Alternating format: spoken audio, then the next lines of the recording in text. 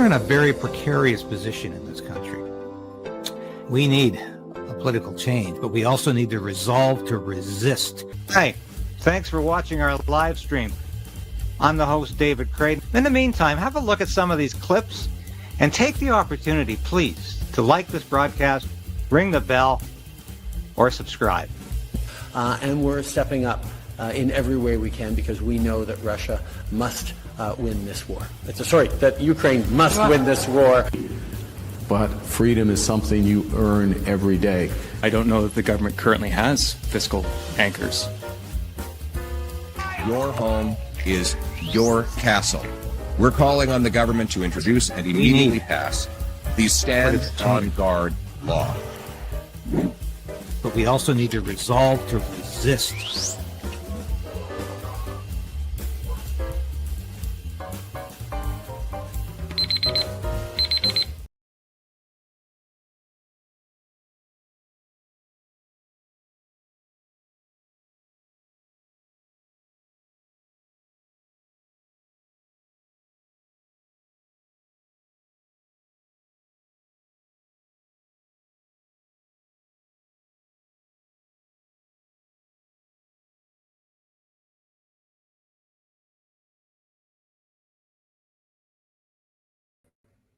Sorry, we were having some mic problems there.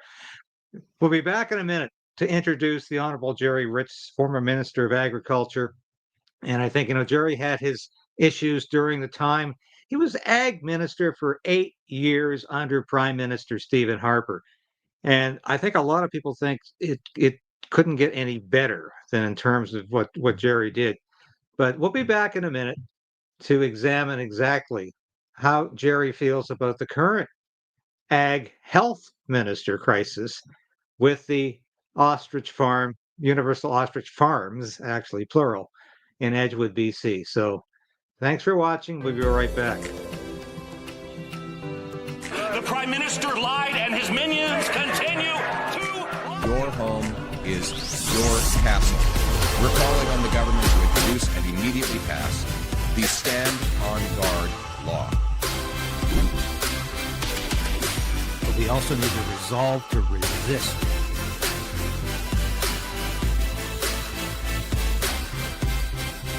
Okay. We'll do it live.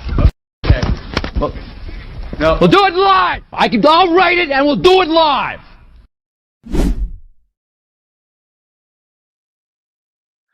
Yes, we're going to do it live. And it's my pleasure to introduce the Honorable Gerry Ritz, who served as Canada's Agriculture Minister from 2007 to 2015.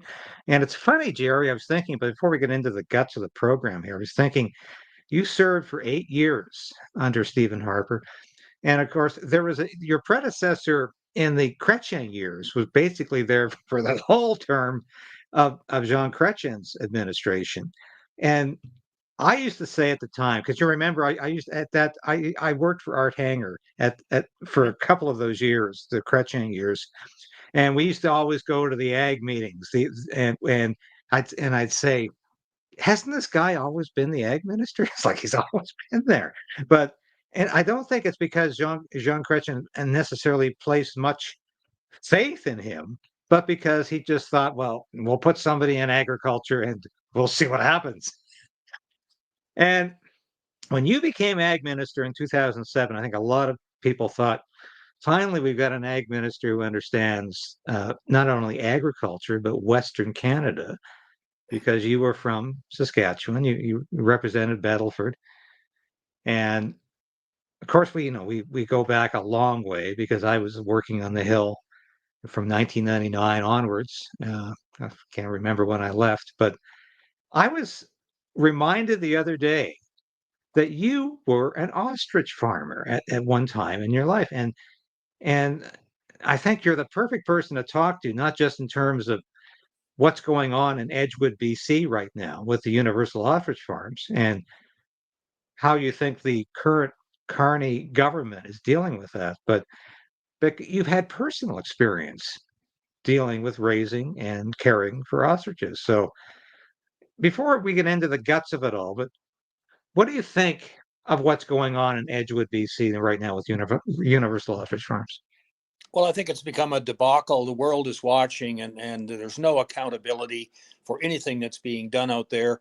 There's a stay before the Supreme Court, but while that stay is in place, CFIA has moved ahead with impunity to do whatever they think they're going to need to do in the end.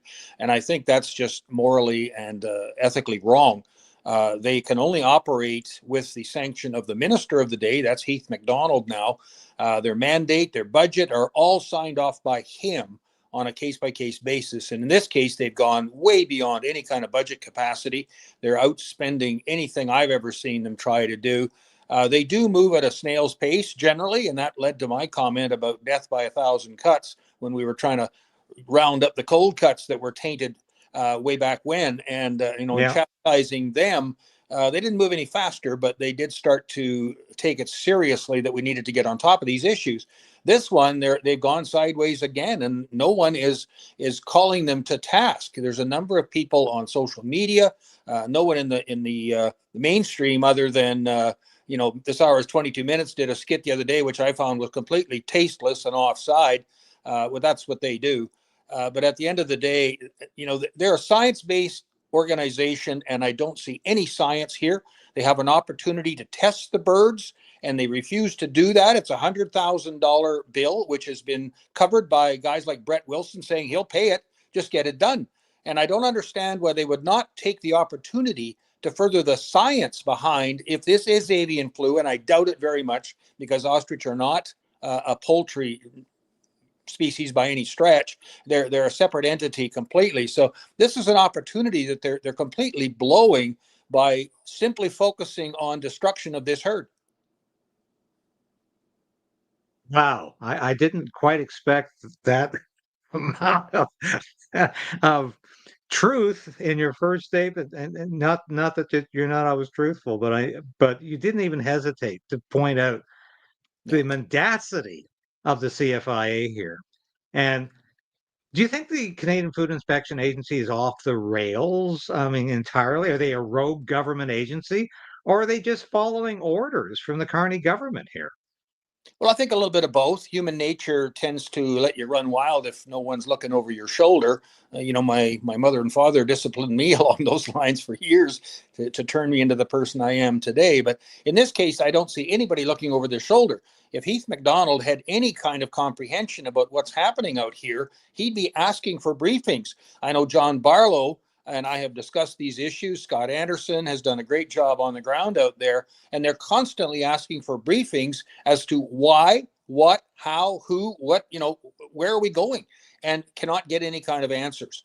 They tried for some committee hearings and are rebuffed by that. So there's bigger things at stake here than just the renegades in the CFIA.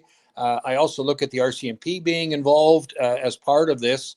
And we're not into a cover-up yet, but they're certainly trying to do that with the bail wall around. They've even pushed the neighbors back off of their property so that they couldn't put up these, genies, we call them in the construction trade, but, get up on these platforms and look in to see. They're saying that there's already a couple of hundred ostriches that seem to have gone missing. Where are they? Ostrich are a very a type of animal that is reacts to every situation, and they're a fight or a flight bird, and predominantly they fly. They don't fly, literally fly, but the flight is their first recourse. Right. And that first hen that ran into a wall broke her leg, and I could tell that right away. The way she was on the ground with her neck stretched out, she'd given up. And I know the owners tried to get the CFIA people. Now, I don't think these guys are vets. I think they're just clowns that are doing the job.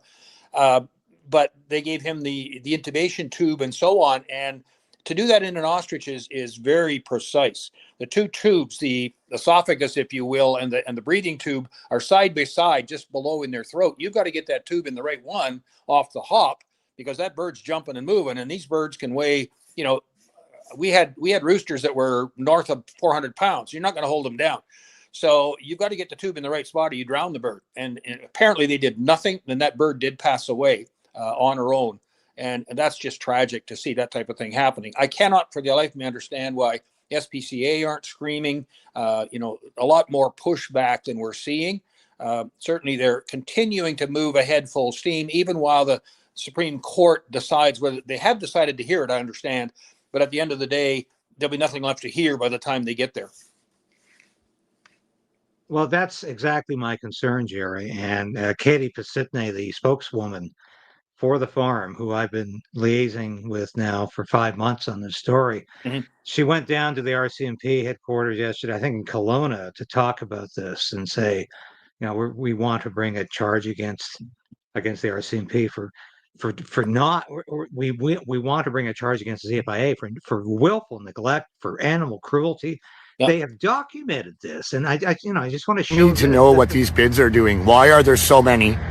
They come in and out repeatedly. Why are 6 bins coming every single day? That's the question. Yeah, exactly. Why are the numbers dropping every single day? Coincidence? Yeah, and I'm hoping it's something we don't think it is, but there seems to be a drastic short count of birds. And here's another example of what's going on here is that there's fewer, and these are people, and I'm in contact with them every day, who are going to the mountain behind the farm and getting a zoom lens and trying to get a count of what's going on. And everybody is telling them it's 100 fewer birds there than were there in the beginning. And what is frightening to me, Gerry, is that this is a government agency. It's almost like the ATF was under Bill Clinton in the United States. They just think they can act with impunity. You use that word. They think they can act with impunity. They're not going to be charged. They're telling the RCMP what to do. I mean, Katie has told me several times that they tried to work with the RCMP to get a count on the birds. CFIA said, forget it. We're not going to give you that. Yep. CFIA keeps saying, we're not going to test the birds. And if you, the farmer, test the birds, we're going to put you in jail for 6 months and fine you up to $200,000. I mean, how ridiculous is that? Clearly, somebody in this liberal government doesn't want the truth known about these birds having herd immunity and this having something to do with big pharma.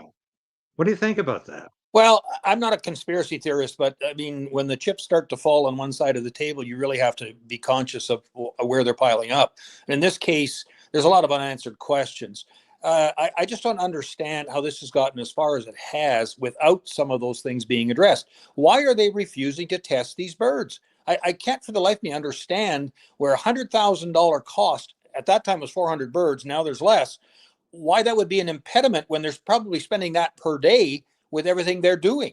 Would that not be the get out of jail free card for the CFIA and the RCMP to back away and say, hey, we've tested them now, everything's fine, we're good.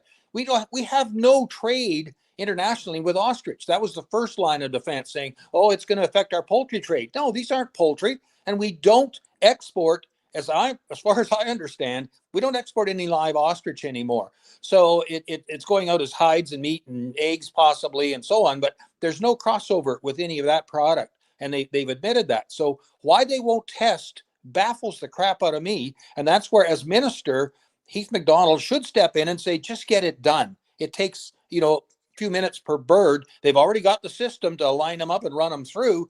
So why aren't they doing that? I just can't believe that they're passing up this opportunity to build the science unless there's someone calling the shots behind them that doesn't want the science revealed.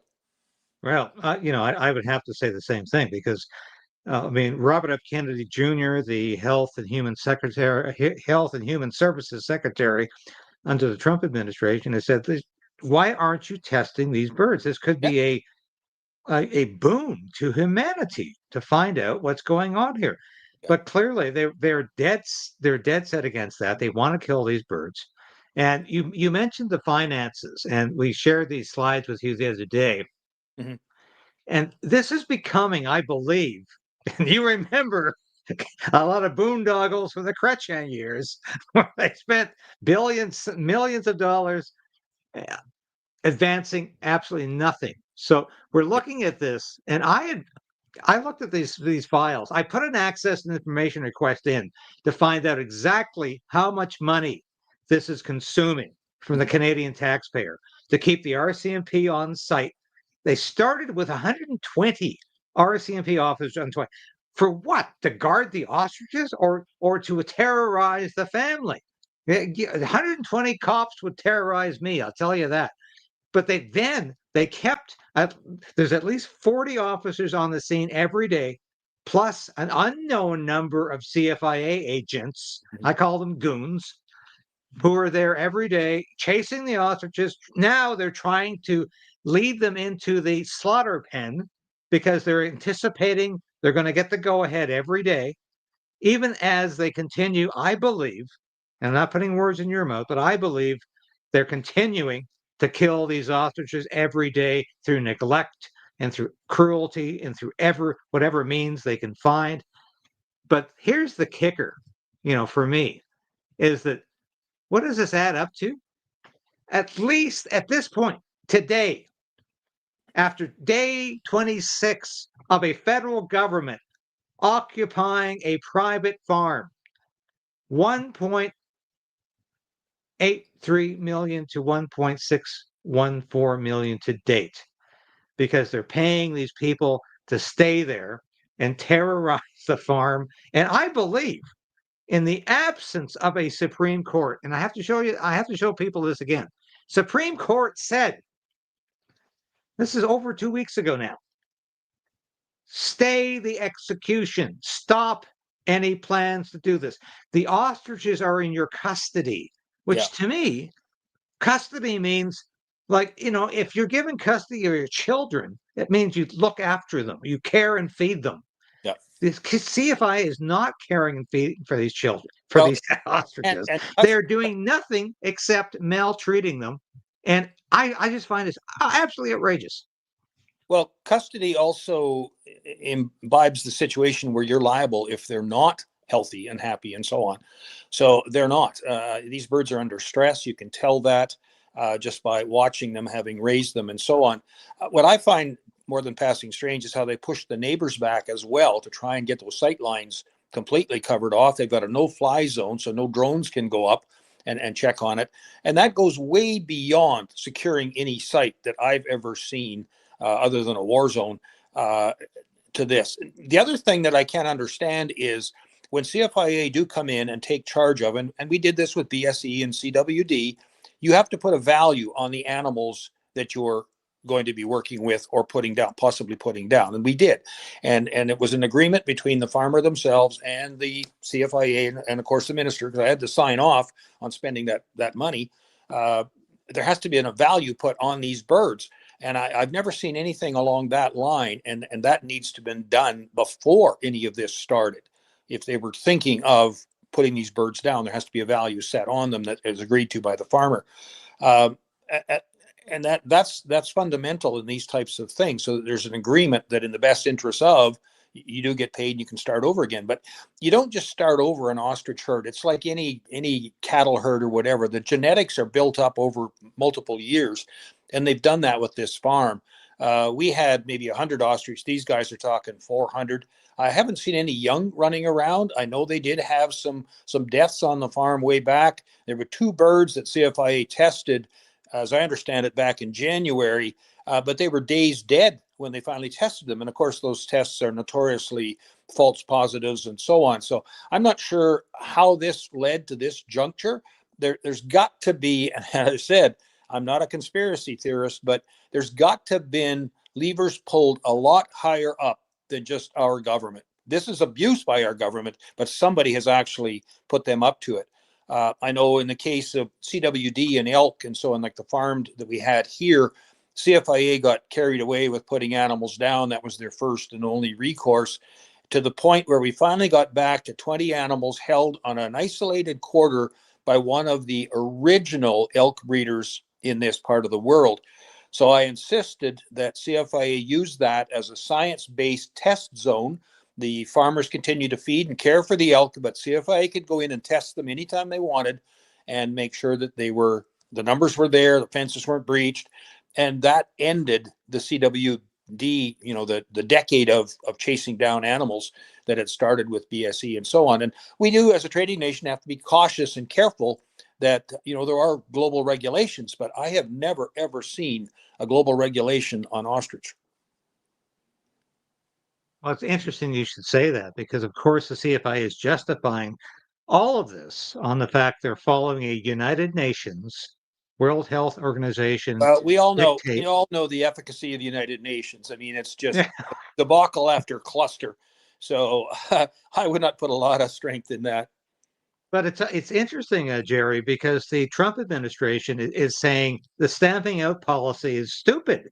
And they've withdrawn from the World Health Organization, and they're saying, Yeah. well, maybe let's have a quarantine before we start killing all these birds. Because, I mean, literally, before Joe Biden left office, he killed over 100, I think it's 100 million chickens were killed because it was his policy to continue with the United Nations World Health Organization craziness. And this is clearly, as far as I'm concerned, this is clearly what's going on here. This is ideology gone berserk. It's not common sense. Everybody who's responding to me every day saying, I don't understand it. These birds are healthy. Why are they killing them? And I think maybe they've got something to hide. maybe they're trying to say, but the fact is, even if every nation in the world was against us, and they're not. No. This is what scares me with this year, is that it's not only the United Nations saying, no, we don't accept that stamping out policy anymore. We're not going to do that because we're not part of that globalist agenda. Even the United Nations is saying what the CFIA wants to do here is completely out of control. And people have sent me that I had no idea about that, but people have sent me that information saying, hey, David, wake up. It's not even the UN. it's crazy. They want to destroy this, obviously, because they've got an agenda here. And I think if we don't stand up now against this, we're going to. Your farm is a danger. Your backyard could be a danger. Your cat or your dog could be a danger because the government might say, well, we suspect they might have avian flu, or they might have some kind of disease that we can't vaccinate them for. We see those headlines every once in a while too, David, from the MSM that are bought and paid for, in that we have to take care of your pets because they could be a carrier. There's no science that shows any kind of crossover like that at this point. There was one child that succumbed to asthma more than anything, but she had multiple complications before this. They tried to say it was avian influenza. We saw the same thing with COVID. Anybody that had a sneeze, it was COVID. We've all survived that, whether you're vaccinated or not. It seems like the vaccinated are under more duress now than the non-vaccinated when it comes to secondary health concerns. But this goes beyond the pale in that they have an opportunity as a science-based organization to actually build the science for containment of avian flu, and they're not even just ignoring it, they're trampling it, which I don't understand for a minute. No, I don't either.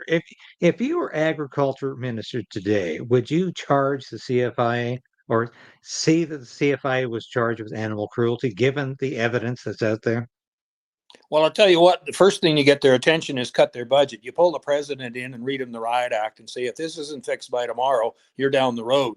And then you wait 2 days, and if it isn't done yet, he's down the road along with everybody else who's been involved. You cannot tolerate this as a government. The cost, the social deficit that we're building up because people are starting to question everything a government does, and rightly so. I mean, democracy is under attack on many levels, but this is just the poster child for it at this point.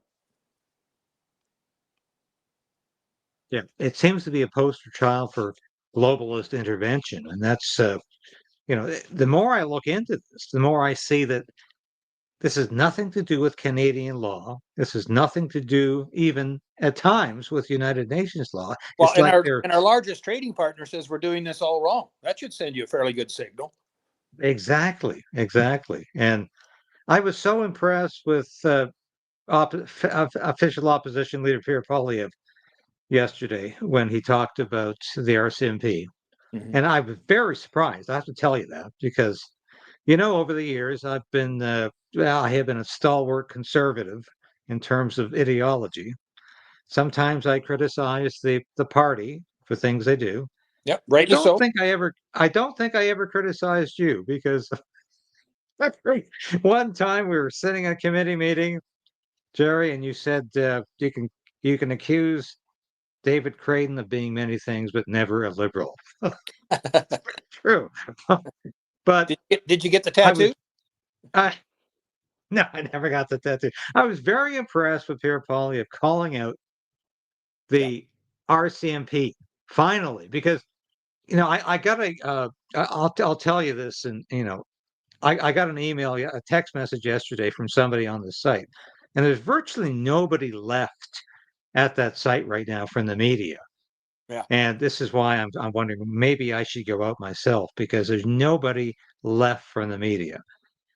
There might be because everybody's just sort of waiting. You can't wait for weeks and weeks and weeks for this to happen. But of course, while you're waiting, Well, the I media believe this. folks that were there were on their own dime. There was Yeah. no media at all, nobody sponsored by. They're all ignoring it, other than the CBC with their crazy sketch on 22, whatever they call that now. I wanted to mention that as well. Ugh. I thought that was the most disgusting Yeah. depiction of farmers I've ever seen from the CBC. Yeah, And by the way, they've fallen a I long tried way to from they've fallen a long I way tried from to Mike show from that on my Canada. station yesterday, and Yeah. the CBC has it copywritten.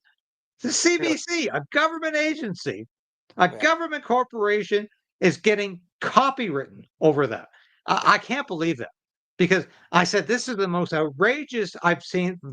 This is like Stalinist Russia, and I've seen the videos that the Soviet Union put out about the kulaks and who had to be eradicated because they were making money. They were farmers who were making money. Yeah. This video This looked exactly like something out of Stalinist Russia. this boils down to personal property, and the provinces have that right to step in and do it, and they're not. At the end of the day, there's a lot of questions that need to be asked on so many levels. We'll do all sort of post-mortems, but by then the birds are gone, and they are all stressed beyond belief at this point. I mean, seeing strangers around, anything like that detracts them from their normal routine, puts them into a tizzy, and they either run into a fence or they duck down and hide, or they do whatever. Roosters can get quite aggressive, but at the end of the day, I'm not seeing that. These birds are really under stress. So in your opinion, as somebody who has, what are you doing? As somebody who has worked on this file in the past, do you think these birds are under stress for pre-existing conditions? No. Or because they're being stressed out by the CFIA? The stress is growing by the day as they continue to see what's the changes that are happening around them, and that's growing. So they weren't under stress before this. Certainly, some of them did succumb to whatever put them down, but it was not avian flu. I'm convinced of that. At the end of the day, this is something else that caused some of them to pass. They're they get impacted, they call it, and once they're down, they're done. And I've seen a couple of my birds that did that. So the biggest thing you can do is take away the stress, make sure they've got lots of water and good feed in front of them, and leave them alone. Don't even gather the eggs for a few days. Just give them time to kind of quiet down and calm down. I had a panther, a cougar, that showed up around my site at one point and chased a couple of them, and they none of them were killed, but I was able to chase it away. It was an uncommon sighting, but at the end of the day, it took days for the whole flock to calm down. Gerry, if you were ag minister today, and I sure as hell wish you were, how would you respond to this crisis right now? What is the solution you would offer? Well, you got to go back the 27 days till when they showed up on the site. There should have been a lot more homework done. I mean, there was all kinds of talk about what was going to happen and how it was going to happen. It should have been squelched at that point. The minister should have stepped in and just said, hey, you don't got to show me. You got to convince me as to why we're doing this. You meet with the actual farmers. When we pulled onto a site, and we did have avian flu in barns in southern BC, predominantly because you can spit from one to the other. They're that tight. So we had a control office that went on site, and there was members of the Poultry Association of BC in that office making decisions with us as to how soon, when, what happened, and so on. And I don't see that happening here. They've cut the family out. And these are the ones that know the birds by name. And that's not the way you eradicate a problem. You don't cut the people out that understand the birds. And as I said, they're missing a tremendous opportunity to further the science. If this is avian flu and these birds have been the cure, why aren't we taking advantage of that? I just don't understand it. I think it was a couple of weeks ago I saw you quoted, and you might have been misquoted. Somebody asked you, should Pierre Poilievre be speaking about this? Conservative leader, official opposition leader, Pierre Poilievre, should he be talking about this? And you said he's got bigger fish to fry. Do you think it's maybe at the point where he doesn't have bigger fish to fry? This is about property rights in Canada. That wasn't exactly what I said or how I said it. They took it out of context. I said, this is an issue. He's got a team. And that's one thing Carney doesn't have there. It's just a tribe of clowns. But Poilievre actually has a great team around him. Like I said, Scott Anderson, the member of parliament from that area, has been working with these folks since last January, I understand. I've seen some of the emails that have gone back and forth. His staffers up there on a weekly basis, finding what's going on. Scott's been back and forth a number of times. A lot of other, Leslyn Lewis did a whole background on it as the health critic. Different things like that. So they're on it. Carney hasn't said shit about it either. So why would they single out Poilievre other than they're trying to deflect? And that was my point, was you guys are just deflecting this away from the Liberals. You haven't said anything about what Heath MacDonald should do as the minister. And you're going after Poilievre, saying he should be the one correcting this. He doesn't have the levers to pull that Heath MacDonald has. He could shut this down today if he wanted to. I think that's an interesting point, Gerry, because the government has argued at times that it's before the courts, which is bullshit, because of course they can shut this down anytime. It doesn't have to be before the courts. The federal government can shut this down at any time. Heath MacDonald could say, okay, enough. Let's test the birds. Let's do something. And it's not the government that put it before the courts. It's the farmers.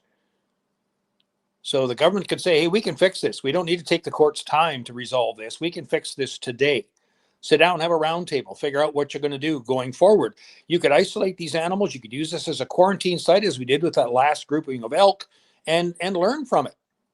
But they refused to entertain any of that, the same as they refused to entertain the testing.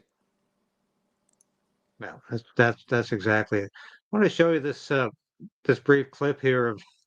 I think this is wonderful, and we'll talk about it after. The leader of your party made some comments in a podcast that I want to get your take on, because it's actually about policing. The podcast, I believe, was taped October 3rd, posted yesterday. He was referencing the RCMP's decision not to pursue criminal charges against Justin Trudeau or other people in the government over their involvement in the SNC scandal. Mr. Poilievre characterized the leadership of the RCMP as, quote, despicable when it comes to enforcing laws against the Liberal government, and accused them of covering up for Trudeau. Do you have proof of that? Did you hear the taped audio between the Liberal Prime Minister's clerk of the Privy Council and former Justice Minister Jody Wilson-Raybould? I'm surprised that you and I are having this conversation, but I'm just saying that I really feel uncomfortable and about the appropriateness of this conversation. Okay, I understand that, but I think his view is he's not asking you to do anything appropriate or to interfere. He's asking you to use all of the tools that you lawfully have at your disposal. So I find this fascinating, Gerry, because here we go. We've got Pierre Poilievre, who's very restrained, and sometimes it angers me. Sometimes I understand why he has to be restrained as the official opposition leader. This was very out of character for him to go after the RCMP. And I've been saying this for years. Our institutions, our Canadian military, our Canadian police forces have been serving the Liberal government. And Well, I have the to upper say, echelons. thank God he said it. He said it. I don't disagree on the upper echelons. I had a tremendous number of fantastic inspector level RCMP that traveled with me internationally. They had some great stories to tell, which they would never say in public. I know a tremendous amount of former RCMPs that are disgusted with their leadership and how it's been politicized, and they will speak out. I have a good friend in the former Sergeant at Arms in Kevin Vickers. And I mean, he ran for leadership of the Liberals in New Brunswick. He's not ashamed to say that's on my sleeve. But at the end of the day, we've had some fairly heated discussions about where the RCMP have gone. They're not the force they used to be. They've been watered down to the point where the folks on the ground do not reflect the folks that are in the last generation of RCMP. There's a huge disconnect there. And we've seen the leadership at the RCMP, we've seen it in the military, we've seen it in the judiciary. They've all been politicized to the point where the Liberals are on Mount Olympus and are untouchable. And that is a real problem in a democracy when the officers of your parliament and the private sector and so on are captive, including the media, are captive to the government of the day. You've got a real problem. There's going to be some malfeasance that isn't going to be reported and isn't going to be pressed. Jody Wilson-Raybould in her book outlined a lot of how it was done, why it was done, and whatever. They tend to ignore that. And at the end of the day, they point out a couple of things where she didn't name them in committee. Well, she was still a minister. You've got almost an NDA in being sworn into Privy Council that a lot of this stuff stays buried. You can't talk about it. But I mean, she alluded to as much as she could in her book. And at some point, there's a lot more is going to ooze out from under that Liberal door. Yeah, I just have to applaud Pierre Poilievre for saying that because, I have been tough on Pierre at times. I've known Pierre since he was a member of Parliament and before. And when he says something courageous, staffer to begin with too. Yeah, and I applaud him for that because not an easy thing to say. Nope. And I'm sure his communications people were saying, "Don't say it, Pierre. Don't say it, because it's going to get you into trouble." But he had the courage to say it, and I thank him for that because the RCMP is basically a disqualified organization, and I think so many government agencies are now. Again, We're seeing that.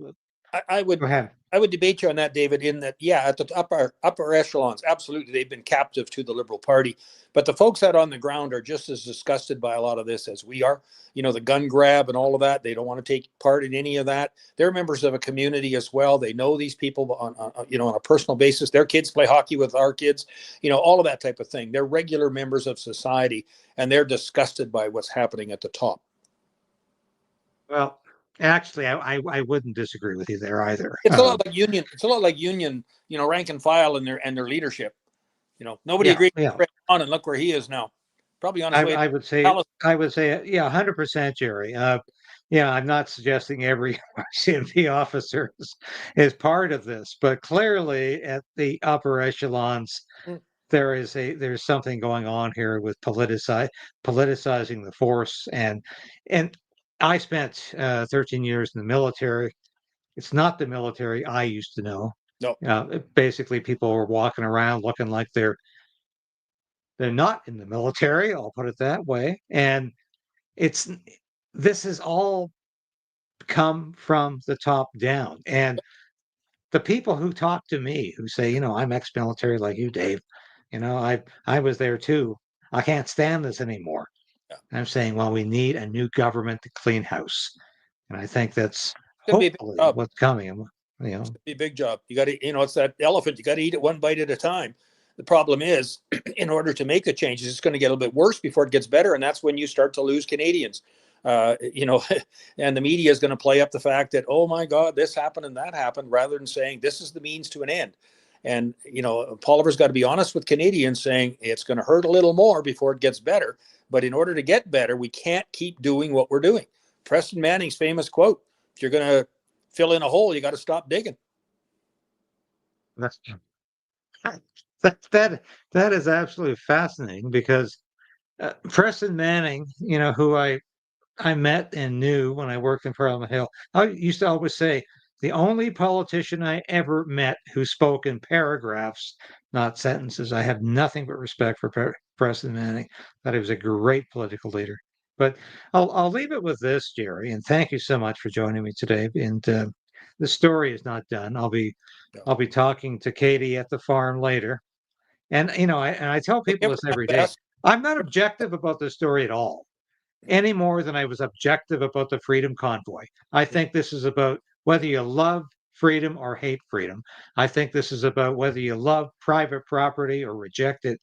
I think this is about whether you think we're a free country or a country under dictatorship. Well, I ask is, how do you think this is going to end with everything going on right now? How is this going to end for these poor farmers in Edgewood, BC? Oh, I think the ostriches will be put down, and then they'll leave the site in a mess and walk away because their budget's spent. The unfortunate part is, in a true democracy, once you lose the right to speak freely, as the convoy did, you can argue their methods, but at the end of the day, they made a point and got punished strongly for that. Once you lose that and your right to protect your own personal property, you no longer have a democracy. And we're on that slippery slope. And the longer Carney and his clowns are in charge, that slope's going to get steeper and faster. Oh, well, God, I couldn't have said that any better. Thank you so much. And I think that is exactly where we are. But I'm going to continue to hope and pray and work for some rational solution to this. Well, I think the biggest part of the solution, David, is more power to the provinces. Rebuild confederation from the provincial level up. The feds go back to the mandates that they originally had, trade, military, those things. Streamline it down. Get them out of healthcare, get them out of education, get them out of housing. My God, that new catalog is a joke. At the end of the day, get the federal government to pull back to the basics that they need to do and let the provinces carry the bulk of the day-to-day operations. Gerry, you should be back in politics. And I know you're getting a little elder in years for that, but God, we need you. We need you back. Well, just because there's snow on the roof doesn't mean the fire's out, right? Yeah, that's very true. Anyway, I'll say this in conclusion. I was not always supportive of everything the Stephen Harper government did, but I always came at it from the right, not the left. Mm-hmm. But I always said, one of my favorite ministers was Gerry Ritz, because I think he not only understood his ministry, he administered it excellently. And thank you for coming on the show today, Gerry. We love you. Pleasure, David. All the best. Keep up the fight. We will. Thank you so much. You bet, buddy. Bye for now. All right. That, of course, is Gerry Ritz, former Minister of Agriculture, a good friend, and I think one of the most principled conservatives who ever served in the Stephen Harper cabinet. And it was such a pleasure to have him on today. And I'll tell you, I was surprised how angry Gerry is at what's going on in Edgewood. Not a sign of approval for what's going on from the Mark Carney government. Not that Gerry ever had a sign of approval for Liberal governments, but this is a guy who used to control the CFIA, and he's disgusted with it. Please get this broadcast out to your friends and family, because this is really incredible news. Thank you for watching today.